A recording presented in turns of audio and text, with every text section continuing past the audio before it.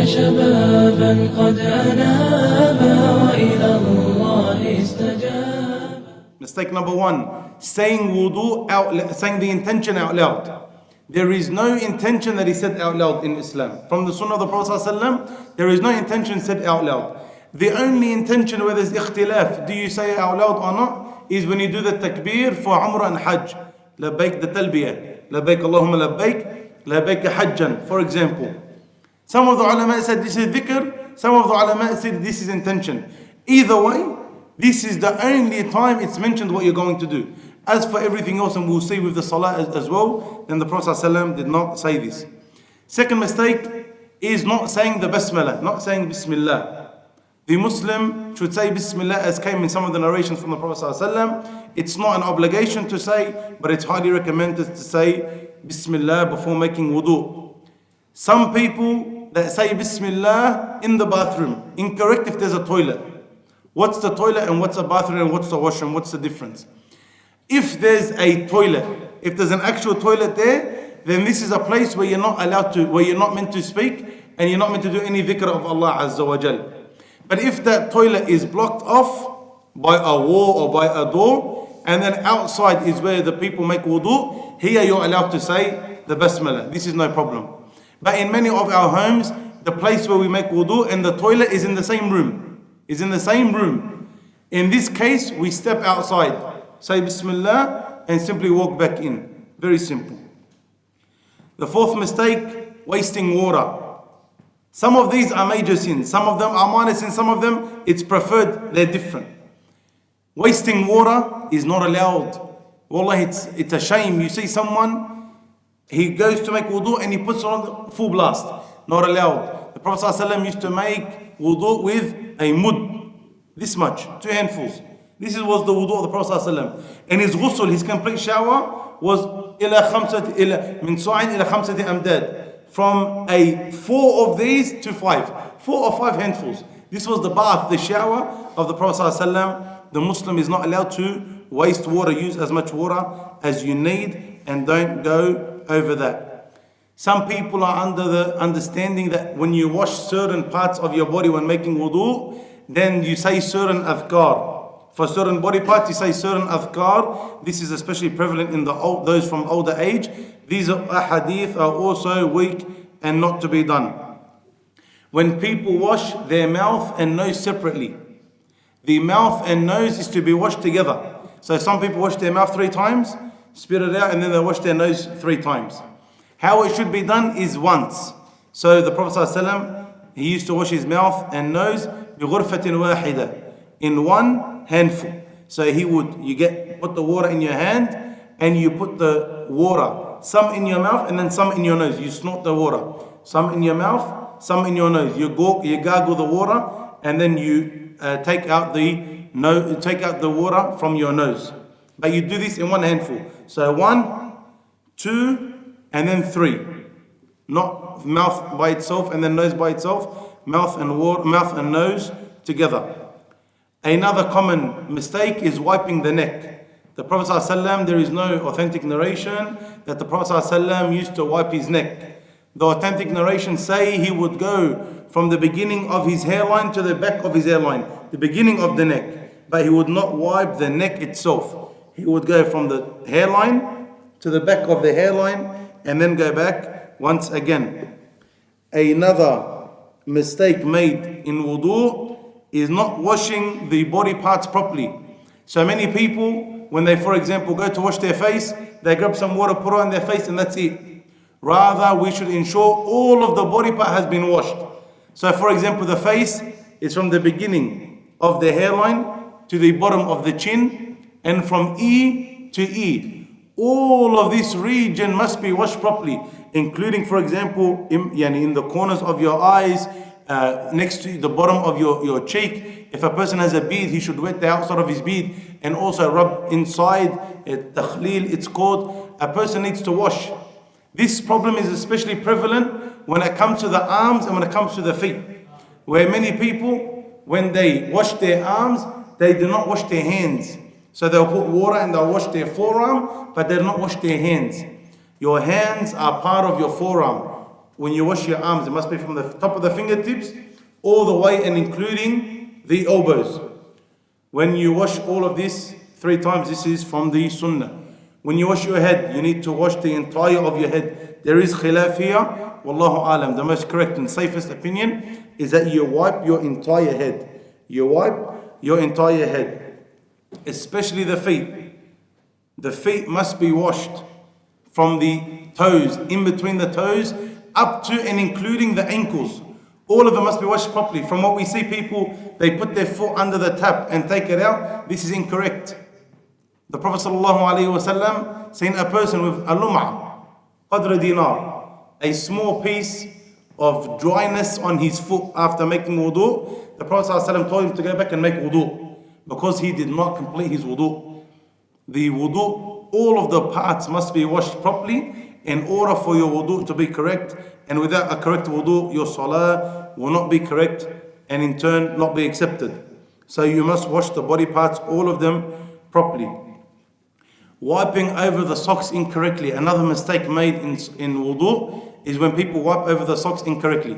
Firstly, there's conditions for the socks to be, when they're worn, for you to be wiped over. The normal socks, the ones out of cotton and whatever other materials we make, and also the leather socks. Both of them are the same, including boots if they fulfill the conditions. Firstly, a person must wear them while they already have wudu. You must already have wudu and then you put your socks on. If you did not have wudu and you put your socks on, when you go to make wudu, you have to take them off. If a person makes wudu, washes his feet, then puts his socks on. The next time he goes to make wudu, he can wipe over them. These socks, they can't be extremely thin, like the see-through, like the women's stockings. They can't be like that. Unfortunately, some brothers, the young guys maybe will know, some brothers wear similar type of socks now. Wallah, I don't know what happened to men. But it's incorrect. They're not allowed to be worn. At least the color of the skin should not be able to be seen. And they must hold onto your leg, and they must be above the ankles. They must cover the ankles. The brothers that wear ankle socks and they show part of the ankle or they're under the ankle, these cannot be wiped over. Okay, even the shoes that go below the ankle, these can't be wiped over. But the socks that go above the ankle and cover the ankle, these can be wiped over. How do I wipe over? After you've done your head and your ears, then when you come to wipe over your shoes or wipe over your socks that fulfill the conditions that we said, you wet your hands a little bit, your fingertips, and you wipe just over the top of the sock. Over the top, let's say this is my foot, you wipe over from the toes, starting from the toes, and you wipe over to the shin. You wipe from the toes and you go over to the shin so you get above the ankles. Okay? Just, you've wetted your hands like that, above your ankles. As for the people that wipe their whole foot and they give themselves a massage and underneath the foot and over the foot, then this is not part of the sunnah. And this is incorrect, and it's not logical anyway. Besides it being not part of the sunnah, wiping over the socks is to be made easy. Why would you have to wipe over the whole thing and make sure you get every single part of the sock if it was meant to be easy? Now, so the sunnah is to just wipe the top of the sock from the top of the toes all the way to above the ankle. So you're starting to get to the shin. The head and ears. The head and ears, you wipe with the same water. You do not, after you've washed your arms, and you get water for your head, you do not get water, wipe your head, and then get water again and do your ears. Prophet ﷺ, the narrations say that he done it together. So with the same water, he did not get new water. So you wipe your head to the back, then bring it forward, and then go to your ears. And then you go to your ears, and you only wipe it once. You only wipe your head and your ears once, not 3 times. The bandages and band-aids that cover more than the necessary area. This is problematic. If sometimes a person, he might have a small cut on his on the back of his palm here. If he bandages all the way up to his elbow and he tries to wipe on this is incorrect and it's not accepted. It's not accepted. You're allowed to cover what's needed. So for example, a person, may Allah Azza wa Jalla save you and save the Muslims, he's got a fractured thumb, he's allowed to bandage what's needed from this thumb.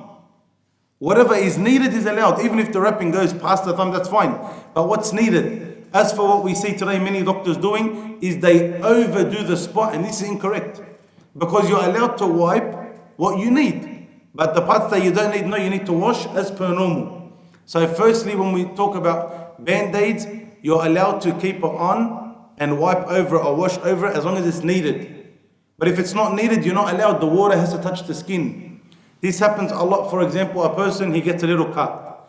And mashallah, today, 2016, the men, we've become worse than babies. Allah musta'an. We get a little cut. This band-aid we need to keep on for 3 days to ensure everything goes properly back to normal. No. If you do not need the band-aid, when you make wudu, you have to take the band-aid off. If you need the band-aid, this is a different story. But if you do not need the band-aid, you cannot keep the band-aid on and wipe over it. You need to take it off and you need to wash that area. As for if you need the bandage or you need that band-aid, what do? Let's say I'm washing my arm and I've got a band-aid on my forearm. I wash everywhere and I wipe over the band-aid. I wipe over the band-aid. Or let's say I have a bandage on my arm, I wash everywhere and I wipe over the bandage. I don't have to soak the bandage, but just as I wipe over it. Okay? Very important. Any place that's covered in wudu, this is what you need to do. You wash where you can, and then you wipe over where you can. Let's say a brother, he's got a broken ankle. So they need to plaster around his foot and around his chin as well. But sometimes, mashallah, his toes are showing. This person, he needs to wash his toes. He washes his toes and then he wipes around the plaster. After washing his toes and what he can, then he wipes around everything else. Jayyid. Number 12, neglecting the dhikr after wudu. Actually, I added one, so it's number 13 now. Neglecting the dhikr after wudu. The dhikr after wudu is very important and it has a lot of benefit and a lot of rewards. Minimally, a person should say, أشهد أن لا إله إلا الله وحده لا شريك له وأشهد أن محمدا عبده ورسوله اللهم اجعلني من التوابين ومن المتطهرين اللهم اجعلني من التوابين واجعلني من المتطهرين. Oh Allah, after you do the shahada, Allah make me from التوابين, those who are constantly repenting to you, ومن المتطهرين, those who are constantly purifying themselves. Those who are purifying themselves. The gates of Jannah are open for this person, many benefits. Also, there's another hadith which many people neglect, the same dhikr that's said at the end of a majlis, kafarat al-majlis. Subhanaka wa bihamdik, ashhadu an la ilaha illa ant, astaghfiruka wa atubu ilayk. Also, this the Prophet ﷺ advised us to say. This the Prophet ﷺ advised us to say, and has many benefits for those who go and look at this chapter in a bit more detail. Inshallah, you'll find the benefits of that hadith there. This is an extreme summary for some of the mistakes made in wudu and how to correct them. Extreme summary. We can't spend too much time because Salah also, mashallah, has a large number of mistakes made in it. If there's any questions, please write them down and ask me at the end. We get to the Salah. The Salah of the person praying individually. First mistake, like in wudu, the people saying their intention out loud. People saying their intention out loud.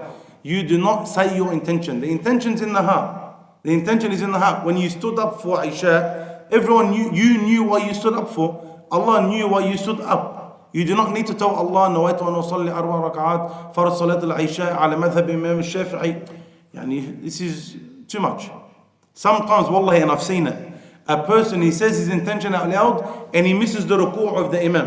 And that rak'ah went on him because he's saying an intention out loud. And the former dhahib agree that you do not say your intention out loud, nor was it from the sunnah of the Prophet ﷺ. Rather, it was something that came after. An overemphasis on takbiratul ihram. When I lived in Egypt, when we were doing studies there, we seen a lot of funny things when it comes to takbiratul ihram. Takbiratul ihram, takbiratul ihram is when you first enter the salah. Dear brothers, when you enter the salah, Allahu Akbar, you put your hands on your chest, khalas, finished. As for some people, wallahi, they look up to the heavens and they flick they give a nice flick of the ears, and they make sure that there's a big like rattle in. Allahu Alam where they get this from. It's very simple. Allahu Akbar, and you start praying. Ibn Amr anhu and other Sahaba, they said the Prophet when he made Takbiratul Ihram, he would raise his arms close to his shoulder height. Close to his shoulder height. Khalas, Allahu Akbar, and you start praying. As for the big Allahu Akbar, and then he starts, and wallah, some funny things in Egypt. We don't have time, but you see some funny things, and unfortunately also in Australia. Go and don't overemphasize the Takbiratul Ihram. Not moving the lips when reciting. This happens a lot. And I see, especially certain communities, this is problematic. When a person is standing in Salah, he must move, he must read. Okay? He must move his lips. Let's say he's reading Quran, Al-Fatiha and other surah. He needs to move his lips. He must read. If he stands like this, his Salah is not correct. He must say the takbir when he goes Allahu Akbar to ruku'. Subhana Rabbil Azim, Subhana Rabbil Azim, Subhana Rabbil Azim. If he just goes and just sits there, that's not Salah. He's not praying. Okay, he's not praying because he's not reciting. And a person needs to recite when they're in Salah. Doesn't matter whether you're praying by yourself or you're praying behind the Imam. Both times. Whether you're praying by yourself or you're praying by the imam, behind the Imam, a person must move his lips and actually recite. When you recite, you don't recite too loud so that you annoy everyone around you, but you recite enough to hear yourself. Number 5, not having ease and comfort in your prayer. It's called at-tama'nina. The people that pray up and down as like the pecking of the crow, or the pecking of the roosters, etc. This person who prays up and down, the Prophet sent a man praying like this, and he told him what? Irja fa salli fa innaka lam tusalli. Go back and pray because you have not prayed. The man got up and quickly went down quickly. Wallahi, I've seen someone praying. Wallahi, you see it unfortunately everywhere. And unfortunately, these people they sit in the lessons to learn. It's sad. This person doesn't have salah. Very simple, does not have salah. Your salah is not correct. Salah is not correct. You don't even have time to read. Okay? You need to have comfort and ease, at-tama'nina, in each position that you go in. And this is when your bones and joints are to relax. So you go to ruku', Allahu Akbar, when you're in position, this is enough. Sami Allahu liman hamida, in position, you relax. As for this quick prayer, then this is not correct and it's not accepted by Allah subhanahu wa ta'ala. And the Prophet called this stealing. Not only he called this stealing, he said it's the worst type of stealing. The worst type of stealing is the stealing from a person in his prayer. Not saying the certain adhkar while doing the action. Also very problematic. Every action in salah has its adhkar, has its certain dhikr. You are not allowed to say a dhikr in another place incorrectly because you're lazy. So for example, a person's reading Al-Fatiha, and I've also seen this in Egypt. Allahu Akbar, Subhana Rabbil Azim, Sami Allahu liman hamida. As he got up, he's saying Sami Allahu liman hamida. He's continuing Sami Allahu liman hamida as he's going down. So Sami Allahu liman hamida, Rabbana wa lakal. And he's in sujood. Then once he's in sujood, he says Allahu Akbar. This is incorrect, it's not allowed.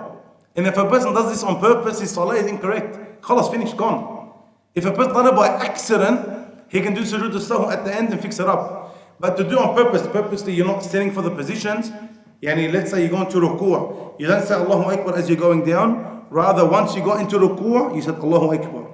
This is incorrect. And a person who does this on purpose, his salah is invalid. His salah is invalid.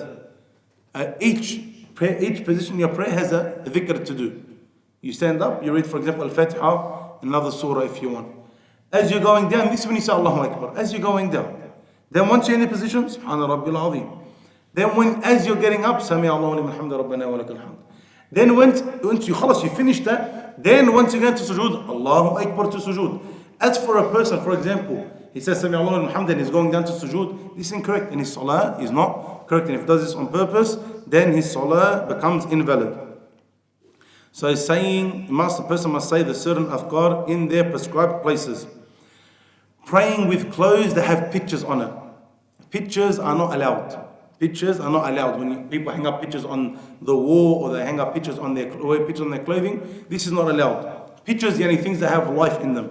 animals, humans, etc. A person has a tree or a flower, this is no problem, inshallah. But the things that have souls and life in it, this is not allowed. When a person prays and he's got, mashallah, lions and dragons and beasts and donkeys and all of these things on his shirt, this is not allowed. This is not allowed. Also, the Prophet ﷺ, to show you the extent, even just as a distraction, the Prophet ﷺ once he was praying with a thawb that had lines on it. He had what? Lines. He got distracted just by the lines, so he swapped his thawb with another Sahabi and just to pray with a simple thawb. Why? Just so he doesn't get distracted. Doesn't mean it's haram to pray in a thawb that has lines on it. But just to show you the extent the Prophet ﷺ would go to. As for a person who's got pictures, you have sometimes a person is praying in front of you and he's got writing and pictures, and you start reading the story instead of praying. Mary had a little lamb and I don't know what, and this is the dragon, and you start getting confused because of this person, mashallah, has got a billboard on the back. This is problematic and it should not be done, especially in the salah. Not covering the awrah. Not covering the awrah. This is a special one for the plumbers. Any plumbers? No plumbers, alhamdulillah, good. Brothers, make sure you wear clothes that cover the awrah.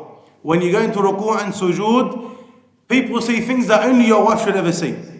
Only your wife. And no one wants to see them except for your wife. So please ensure that all of your body parts are covered. This includes tight clothing. For the men and for the women. The brothers that wear these tight pants, wallah, firstly, how do you get into it? Secondly, what happened to you being a man? Thirdly, how can you, so many questions I want to ask this person. But on all of that, your salah is very, it's on the brink. It's on the brink of being invalid. It's on the brink of being invalid. I'm not saying it is invalid, but it's on the brink. A person can see everything. Firstly, it's not mainly to wear tight clothes. It's not mainly. Secondly, it doesn't look good. Thirdly, it's problematic for everyone else. It's problematic for everyone else. Again, things are saying that only your wife should see. And that only your wife wants to see. Tight clothing is a big no-no for men and for women. For men and for women. When it comes to buying clothes, brothers, side note. Buy a size or two bigger, no problem. Your shirt is your size X.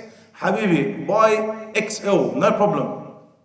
Buy XL, just so it's a little bit longer and it's a little bit wider. So when you pray, you have no issues.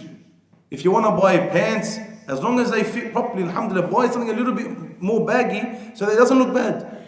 If for whatever reason you're in a situation where you could only find your 13-year-old brother's pants and you had to wear them and it's very tight, wear a izar at least. Wear a izar at least so that everything is covered and not showing. So do not wear tight clothes and ensure that the awrah is covered properly.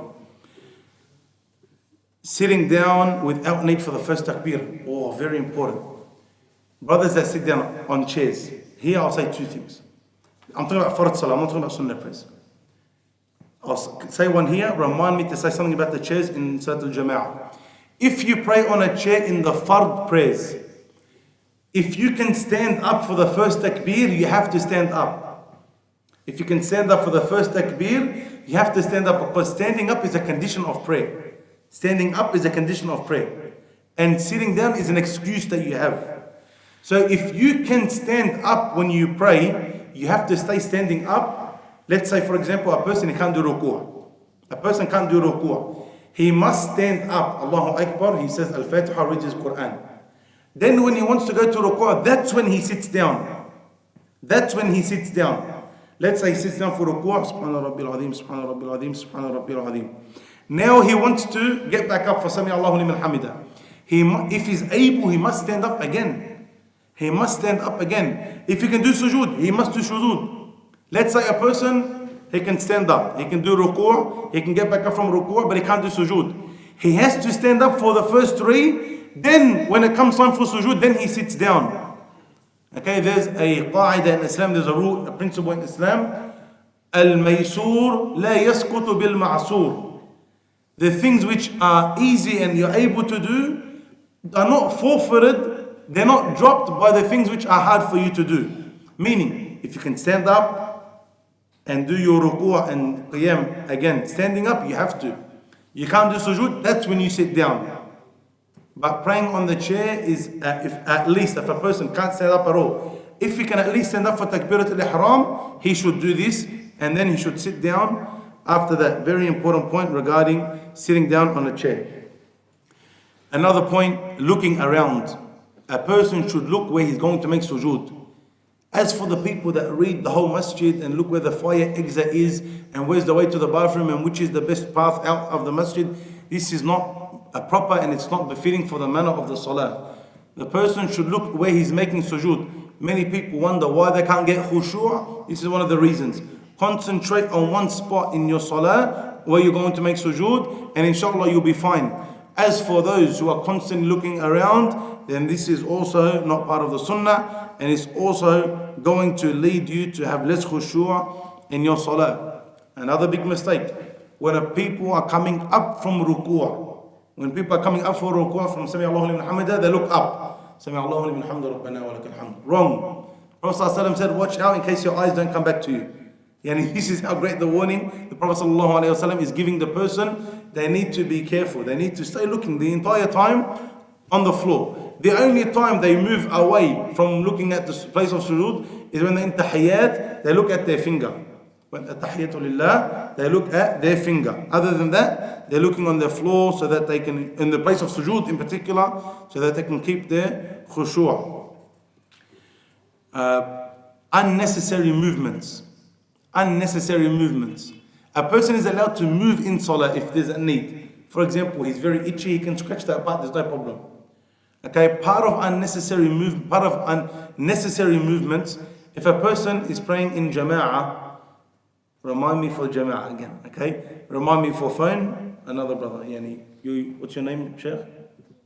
Ibrahim? Fahim, Fahim, ifham. Fahim means the person understands. Remind me of praying on a chair and phones in jama'ah, okay? Inshallah. Say inshallah. Say inshallah. You want $5 from your dad? Inshallah. He still hasn't said inshallah. No problem for him, inshallah. Inshallah you remember. Okay? So unnecessary movements. A person, he needs to scratch, this is fine. A person, he sees a spider crawling on him, kill it, it's fine. A person, for example, their daughter or their child is crying next to them, they pick them up, it's fine. As for checking your nails, fixing your clothing, doing up the buttons, checking a person's WhatsApp, stretching, I've seen a person stretching in salah. One brother, he told me from Qiyam al-Layl, a person on a full squat. And as he's standing, he done a full squat and got back up. And all of these, they're not proper and they're not befitting for a person's salah. A person, when he's praying, he should be still standing in front of Allah Azza wa Jal. He moves when he needs to. If there's a necessary movement, he moves, and there's no problem with that. As for the moving 3 times and then your salah is broken, then this is not correct. The most correct opinion, Wallahu A'lam, is that as long as a person is allowed to move, as long as it's still considered as prayer. Number 3, a person is allowed to move as long as his prayer is still considered prayer. But if a person looks at him and says, this person is not praying, then this is when the salah becomes void and null from the constant movements. In sujood, many people make sujood incorrectly. Prophet ﷺ said he was ordered to make sujood on 7 body parts. And he pointed to his forehead and his nose. His forehead and his nose. The forehead and the nose need to be on the floor in sujood. Forehead and the nose. So those who pray with their noses up, not correct. The forehead and the nose need to be on the floor. The palms are part of the body parts to be on the floor. So both your hands need to be open, not like this, okay? Not holding the ground. No, your palms on the floor. No, for those holding children, if you ever need to hold a child, this is fine. But when you go to sujood, try your best to put the child on the ground and put your hands on the ground in sujood. Then the rukbatain, the knees, and also the feet. The toes need to be on the ground. The toes need to be on the ground, not in the air. Not people playing with their feet in the sujood. This is not correct. Okay? The best thing, not the best thing, don't walk into salah late. But la qadar Allah, one day, if you ever come to the masjid late, and then sujood, just look at the feet. Like ajaban ujab. this person is playing footsies, this person is counting on his toes, this person is cracking his toes. Look, put your feet down and put them together, as the Prophet ﷺ did, and relax. Okay, they shouldn't be up in the air and swinging around. Also, the forearms should not be on the ground in sujood. The Prophet ﷺ told us not to be like the beasts, yani the animals, like the dogs. What do they do when they're laying down? They put their arms on the ground. They put their forearms on the ground. We're told to lift our elbows. Okay, so there should be a gap between our elbows and the ground. Also, tying the hair and folding the clothes in Salah. The Prophet ﷺ advised us that when we pray, if a person has his hair tied up, then he undoes the tie and he lets his hair out. And also folding the clothes. A person should not fold up his clothes in Salah. And this is a very common mistake that a lot of people do. Also, to be safer, he also should not raise up his clothes. So this is not called folding, but it's called, it's still part of not having the proper dress. Okay? In Salah, outside of Salah, it's no problem. Tie up your hair, fold up your clothes. Outside Salah, no problem. But inside of Salah, a person should not fold up his clothes. Tayyib. The question on everyone's mind is, what about the pants? Tayyib. Quickly, someone answer. Why do people fold up their pants in the first place when it comes to Salah? Why do people fold up their pants? Because it's a major sin to have it past your ankles. Tayyib. Because it's a sin to have it past your ankles. Okay? Let's at least say it's wrong. We'll be nice and diplomatic with the ikhtilaf. Let's at least say it's wrong to have it past the ankles. It's wrong to have it past the ankles in the Salah and outside of the Salah. In the Salah and outside of the Salah, it's wrong to have it past your ankles. The Muslim should have all of his pants, his thobes, his izar, all of it should be above the ankles. All of it should be above the ankles. A person should not have it below the ankles. One hadith, some of the ulama said it's authentic, some of the ulama said it's weak. Was that the reason a man did not have his prayer accepted was because, and this is I'm paragraphing, the reason a man did not have his prayer accepted was because his pants were below the ankles. What if this hadith turns out to be sahih? And we fell into that trap. Okay, khalas. It's the lesser of two evils to fold it above your ankles. But even always throughout the day, you should have your pants above the ankles. And for the brothers who say it's a little bit embarrassing and I don't know what, buy a bigger size, that way the pants stay wider. And if you go to work, which I used to do in a corporate environment, you buy boots that come up, no one can even tell. Pants above your ankles, boots are above your ankles, black socks, no one even witnesses. And if there's ever a flood, alhamdulillah, you're safe. So, ensure, dear brothers, that your pants are not on or below your ankles when it comes to the Salah. A problem that a lot of people have when it comes to khushu' is that they leave distractions around them. They leave distractions around them. Don't pray in a place where you know there's going to be a lot of distractions. So for example, some people pray in between commercial breaks. Firstly, try and get rid of the TV as much as you can.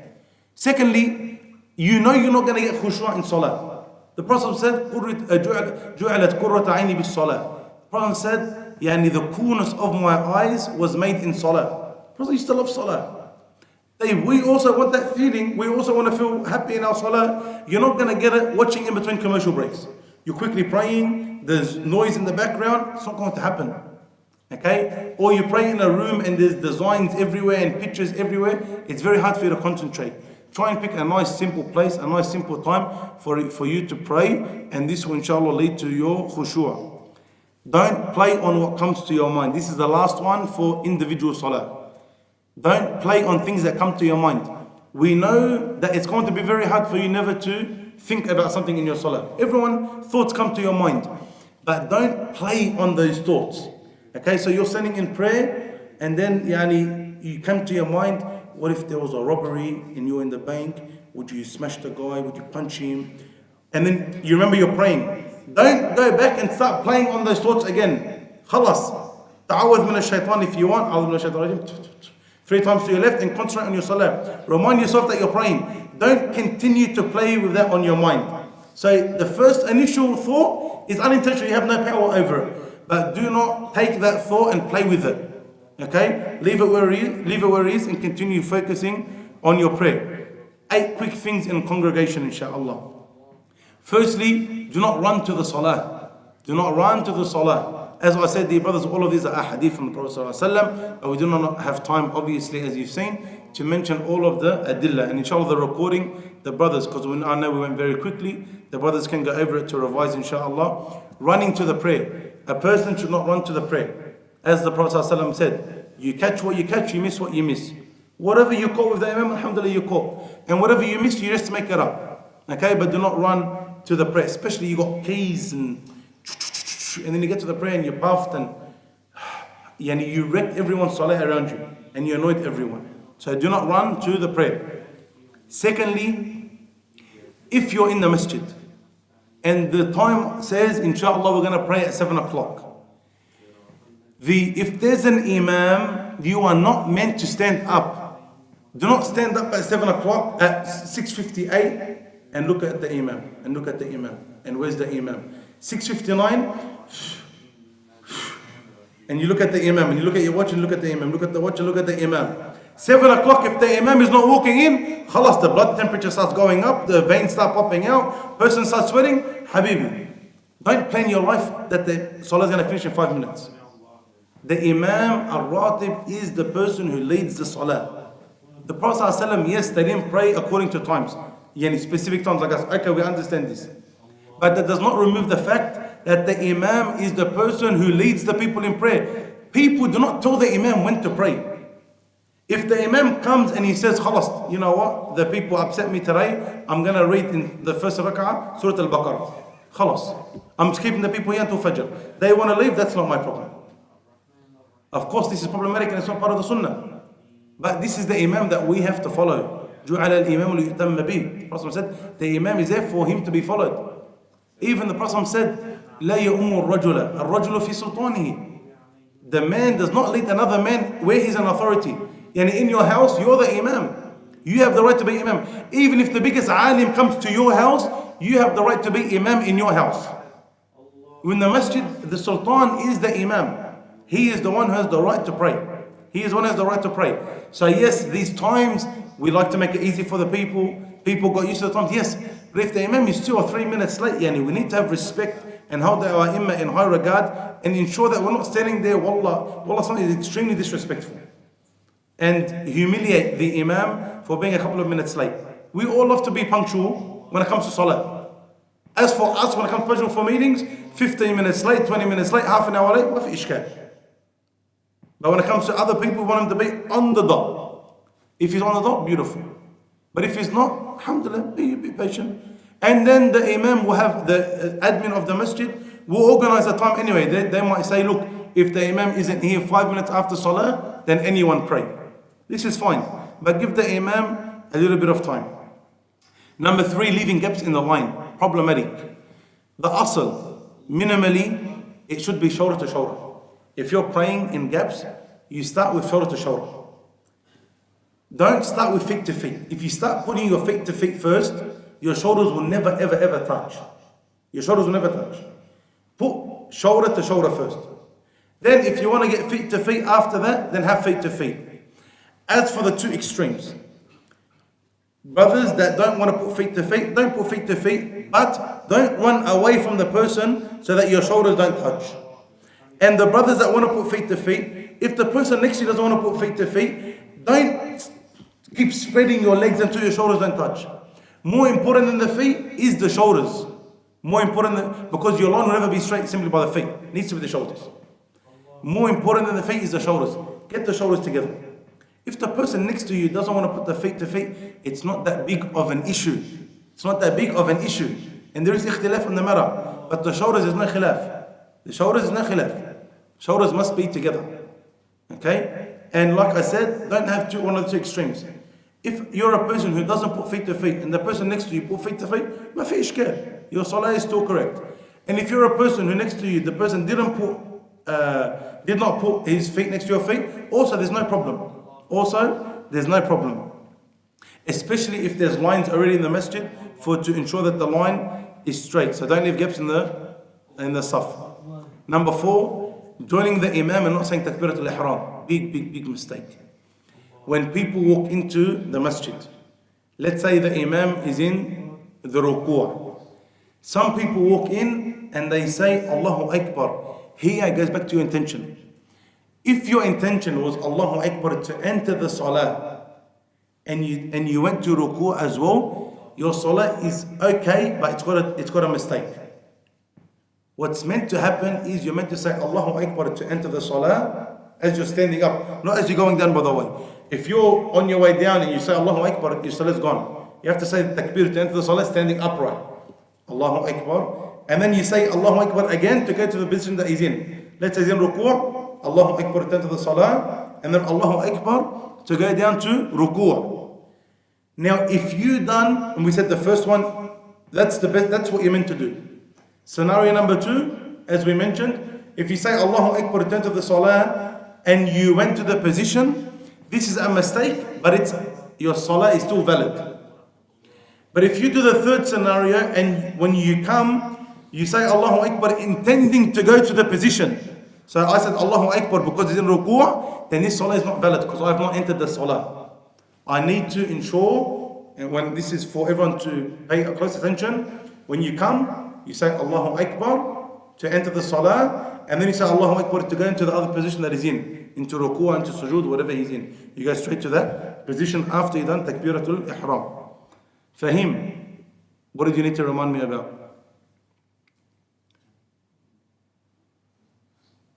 Yalla Fahim, everyone's waiting for you. Tape the phone, one was the phone. If your phone, you forgot to put it on silent, everyone should put their phone on silent. If you forgot to put it on silent, and it happens, we're all the children of Adam and we forget. If it's ringing in your pocket, you can turn it off. Just put your hand in your pocket and turn it off. Some of the brothers, they want to have khushu' in the salah and they don't want to move, and they let their phone ring and ring and ring, and mashallah the person calls back and it rings and rings and rings. This is not allowed. This is problematic. And you've made not everyone lose their khushu', you've made everyone hate you as well. You've made everyone hate you. Yani Allahu Alam, if that person in sujood making dua against you in your phone and the person calling you. You need to make sure that if your phone rings accidentally in salah, you turn it off. If it's like vibrating and makes a little bit of noise, it's no problem, because it's not going to affect much people. But if your phone is ringing and it's loud, especially brothers, remove the ringtones. The ringtones bring, this is enough. Anything else with the tunes and this is music and it's haram and it's not allowed. But if a person's phone went off in the masjid, then turn it off by putting your hand simply in your pocket, turning it off, and inshallah the problem is fixed. The second thing we wanted to speak about for him was what? Chairs. Sah?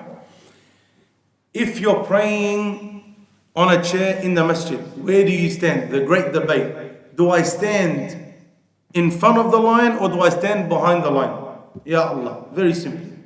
We said, what's the important, the feet or the shoulders? The shoulders. Okay? The Prophet ﷺ, when the Prophet prayed sitting down, he prayed how? On a chair or on the ground? On the ground. Okay? First he didn't pray on a chair. He prayed on the ground. Let's say a person wants to pray on a chair, so we can take the principle. The Prophet ﷺ, when he prays, the matter is the shoulders.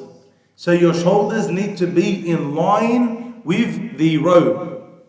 Now let's say a person half standing up, half sitting down. Whatever you're going to do more of, that's what you do. So for example, I'm going to stand up for 3/4 of the prayer and only sujood I'm going to sit down. This person, he stands up in line with the saf. In line with the saf. And then if he can, when he goes to sujood, if he can even move his chair forward, this is best. If he can move his chair forward, this is best. As for if he has to sit down and do sujood a little bit behind the line, this is fine, because it was a need for it. But when he's standing up, it should be in the line. Let's say a person, he's going to stand in the saf and sit down straight away. Same thing. If you can stand and make takbir with the line, and then bring the chair forward and sit down so that your shoulders are in the line, this is also best. But if not, wallahu alam, stand in front of the line and sit down so that your shoulders are in line with the saf. Okay, so whatever you're doing most of, whether you're standing up or you're sitting down most of the time, make sure that your shoulders are in line with the row. And if you can move the position of your chair to ensure that your shoulders are always in line with the row, this is best. Okay, and the person would pray on the floor. And if people prayed on the floor sitting down, this issue would be finalized and no problem. As for those who say the person behind you and the person in front of you, and Habib, if you're that worried about the person behind you, pray sitting down on the floor, no one will have any problem. But if the person behind you, okay, what, for 3 minutes, and he's going to have to go in between the chair, or they're going to leave that space behind you free, no problem. Okay, so the principle is about the shoulders. Jazakallahu khairan fahim. Barakallahu feek. فَكَهَكَ اللَّهُ بِالدِّينِ. Say Ameen. Say Ameen fahim. جيد. A couple more points. Beating the imam. Do not beat the imam. Do not beat the imam. Wait for the imam to go. So for example, the imam says, وَلَا الضَّالِّينَ. Don't say Ameen before he's even finished the noon. وَلَا الضَّالِّينَ. You hear someone in the back say, Ameen. Habibi, wait. Once he finishes وَلَا الضَّالِّينَ, then say Ameen. He says Allahu Akbar to go to ruku'. Before he's even finished the ra on Allahu Akbar, the person's already in ruku', saying Subhana Rabbil Azim. Not allowed. Not allowed. And if a person does it on purpose, his salah is invalid. If he beats the imam on purpose, his salah is invalid. Okay, very important. Wait to the imam. Ensure that you don't beat the imam. Ensure you don't beat the imam. Coming up from ruku' or going to sujood, whatever it may be, ensure not to beat the imam. When it comes to the taslim, Allahu Alam, the safest thing to do, once the imam finishes from both sides, Assalamu alaikum wa rahmatullah, Assalamu alaikum wa rahmatullah, then give your salam. Then give your salam. This is the safer.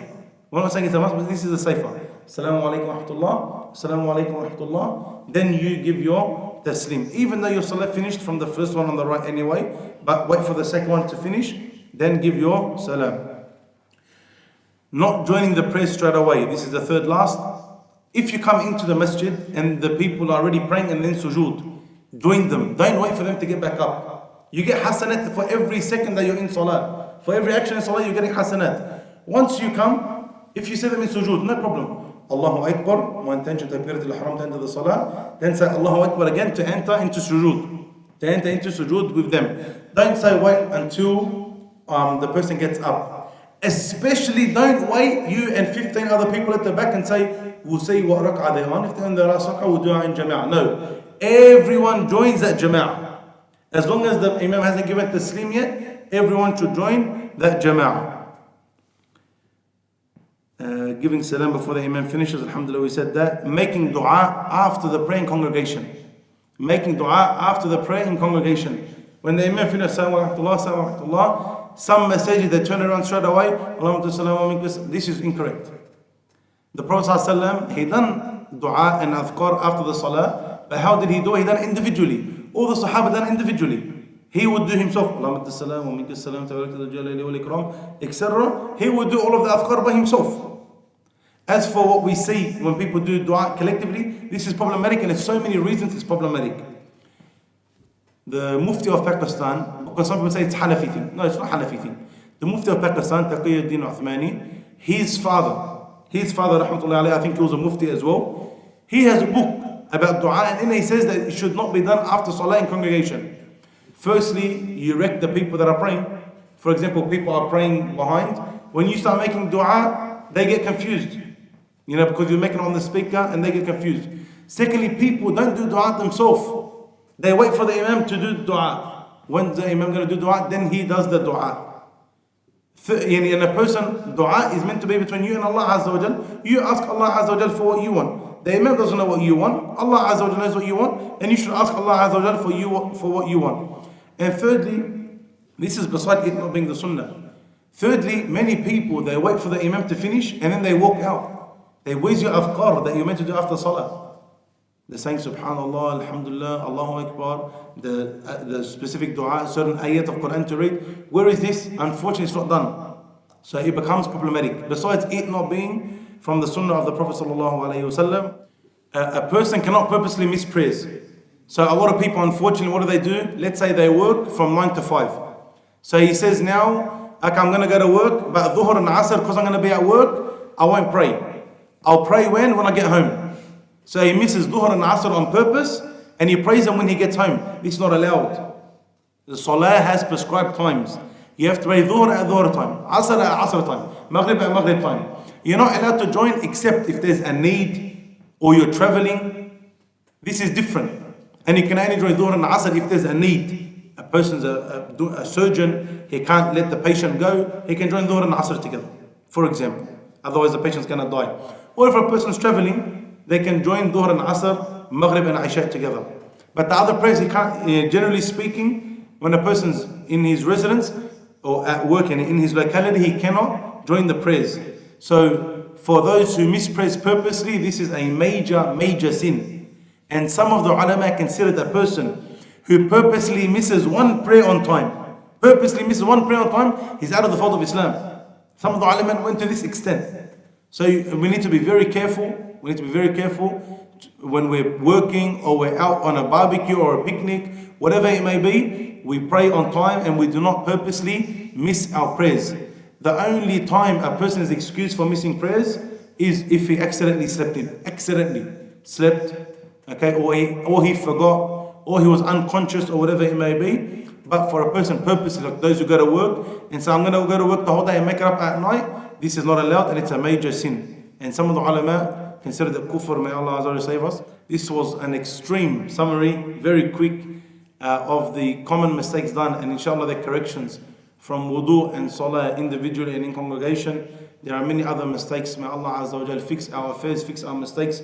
May Allah Azza wa Jalla give us a good understanding of the deen. May Allah Azza wa Jalla increase us in beneficial knowledge. And may Allah Azza wa Jalla make us of those who fix ourselves and are able to help others fix their connection with Allah subhanahu wa ta'ala. هذا والله أعلم وصلى الله على محمد وعلى آل محمد وصحبه أجمعين. Your face once, wash your right arm and your left arm once, wash your head, wipe your head and ears once, and wash your feet once each. This is the bare minimum. If you're in a hurry, let's say for example they've already started salah, when you make wudu, you should do this wudu, the quick wudu. Just what's fard, what's mentioned in the Quran. Your face once, your arms once, your head and ears once, and your feet once. You do this quickly, making sure that it's all wet, of course, so that you can come and join, because joining the salah is fard, and doing extra is sunnah. So you shouldn't put a sunnah over a fard. Fard is more important. So when you come, let's say for the normal, what we all know, the sunnah wudu, wash your mouth 3 times, wash your face, wash your hands 3 times, mouth 3 times, nose 3 times, head 3, etc. This is when you have time. As for, let's say a person's in a hurry, or let's say he's at home and needs to make the jama'ah, make the fard wudu and then leave. It's fard wudu, not lazy wudu. Big difference, huh? Don't make it because you're lazy.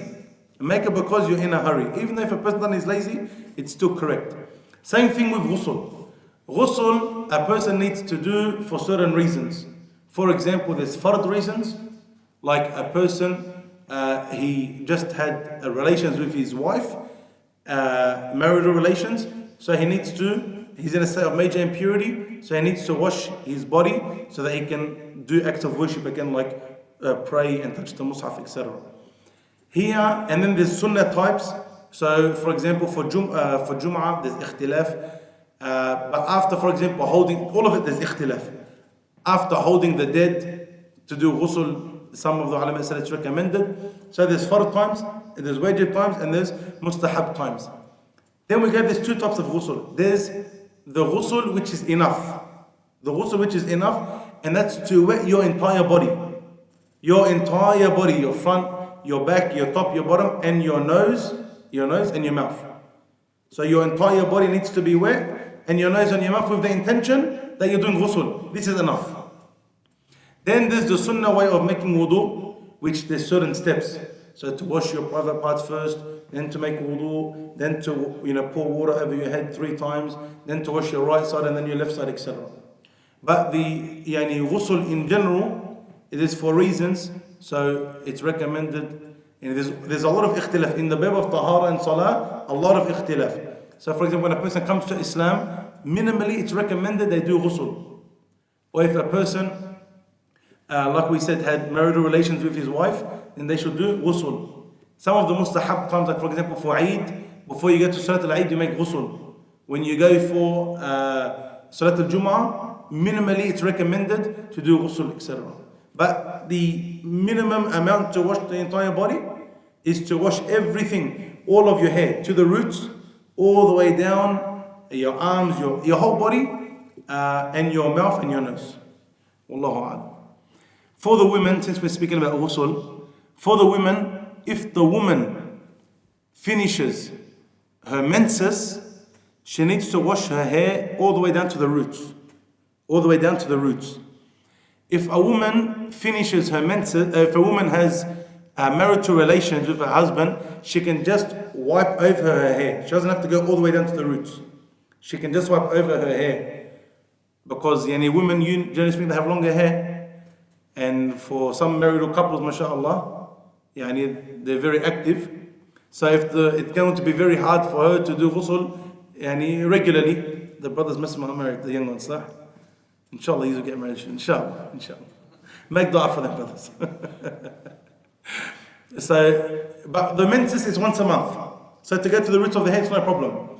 As for when they're married, their marital relations, then it's going to be hard for a lot of women who are regular to have a shower, for example, once or sometimes even a couple of times a day, to get to the roots of the hair, so she can just wipe over the hair. But the rest of the body must all be washed. شبابا قد أنابا وإلى الله استجابا إن من يرجو الثواب لا يبالي بالصعاب.